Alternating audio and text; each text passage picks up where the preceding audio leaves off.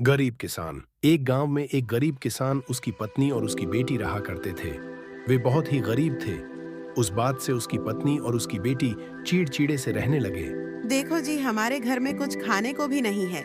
मैं ये कह रही थी कि आप कुछ काम धंधा ही कर लीजिए, जिससे घर में 4 पैसा आ सके। तुम ठीक कह रही हो। मैं बाहर जाकर कुछ काम धंधा देख कर आता हूँ। तभी वह किसान अपने घर के बाहर जाता है। फिर रास्ते में उसको एक आदमी से मुलाकात होती है। क्या बात है भाई, तुम कुछ परेशान से लग रहे हो और कहाँ जा रहे हो? अरे भाई, परेशानी की तो बात है कि घर में कुछ खाने को भी नहीं और कुछ काम धंधा भी नहीं है। अरे तुम एक काम करो, जसवंत सेठ के पास जाओ और उसे अपनी परेशानी कहो। वो जरूर तुम्हें कुछ काम दे देगा। उस आदमी की बात सुनकर किसान उस सेठ के पास जाता है। वह सेठ और उसका बेटा अपने घर में होते हैं। तभी वहां किसान पहुंचता है। राम राम सेठ जी। राम राम। अरे भाई, तुम कौन हो? मैं तो तुम्हें नहीं जानता।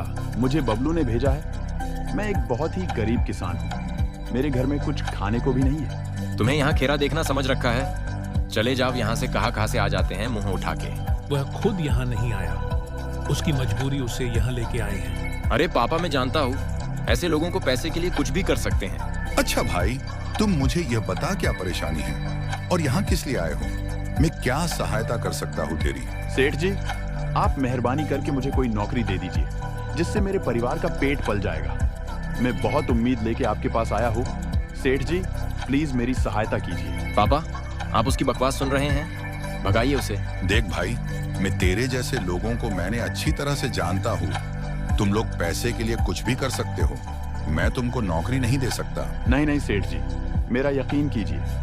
मैं बहुत उम्मीद से तुम्हारे पास आया था। मेरे घर मेरी बच्ची और बीवी ने 3 दिनों से कुछ नहीं खाया है। मेरा यकीन कीजिए, मुझे नौकरी दे दीजिए।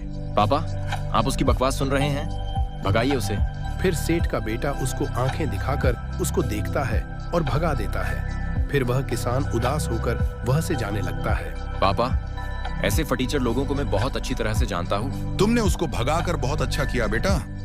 ऐसे फटीचर लोगों के साथ यही होना चाहिए। फटीचर लोग कहीं भी मुंह उठाकर चले आते हैं। मम्मी, पापा ने इतनी देर क्यों लगा दी? बेटा, तुम्हारे पापा काम ढूंढने गए हैं। काम ढूंढ कर ही वापस आ जाएंगे। तुम चिंता मत करो, आते ही होगे थोड़ी देर में। तभी किसान वापस आता है। मम्मी देखो, पापा आ गए। क्या हुआ जी, बहुत ही देर लगा दी आपने।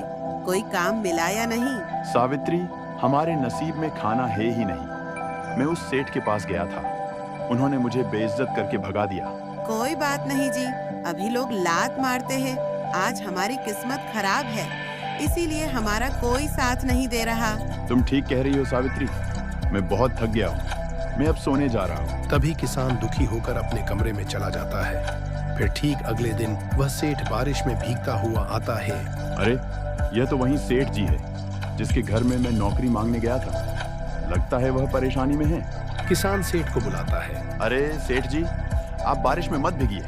आप बीमार हो जाओगे। मेरे घर में आ जाओ। जब बारिश चली जाए तो चले जाना। फिर सेठ किसान के घर में जाता है। किसान उनको आदर से अपने घर में ले जाता है। सेठ जी, ये मेरा घर है। यहाँ पर आपको कोई परेशानी नहीं होगी। अरे सावित्री, देखो कौन आया है। जल्दी आओ। तभी उसकी बेटी और उसकी बीवी आते हैं। कि बेटी बोलती है, क्या हुआ पापा? और ये अंकल जी कौन है आपके साथ? बेटा, ये वही अंकल है जो मैं काम मांगने गया था। बेचारे बारिश में भीग रहे थे, तो मैं उनको अपने घर में लेके आया। नमस्ते अंकल जी। नमस्ते बेटा, नमस्ते। अच्छा ठीक है, आप लोग बैठिए, मैं आपके लिए चाय बना के लाती हूँ। नहीं नहीं भाभी जी, अभी अब चाय रहने दीजिए। बारिश रुक गई है। मुझे अभी जरूरी काम है, मैं चलता हूँ। और हाँ, तुम कल से काम पर आ जाना। मैंने तुम्हें अपने काम पर रख लिया है। तुम अच्छे आदमी हो। अरे सेठ जी, चाय तो पीते जाइए। अरे भाई, चाय अभी रहने दो। मुझे अभी जरूरी काम से जाना है। मुझे वहां पहुंचना होगा। तुम कल से दुकान पर आ जाना। ठीक है सेठ जी, जैसी आपकी मर्जी में कल से आ जाऊंगा। फिर सेठ वहां से चला जाता है। किसान की बीवी बोलती है, सुना जी आपने, सेठ जी ने आपको नौकरी दे दी। तुम सही कह रही हो सावित्री। सेठ इतने बुरे भी नहीं हैं। जितने हम सोच रहे थे, उन्होंने नौकरी देकर बहुत अच्छा किया। वीडियो पसंद आए तो लाइक और कमेंट करते जाना।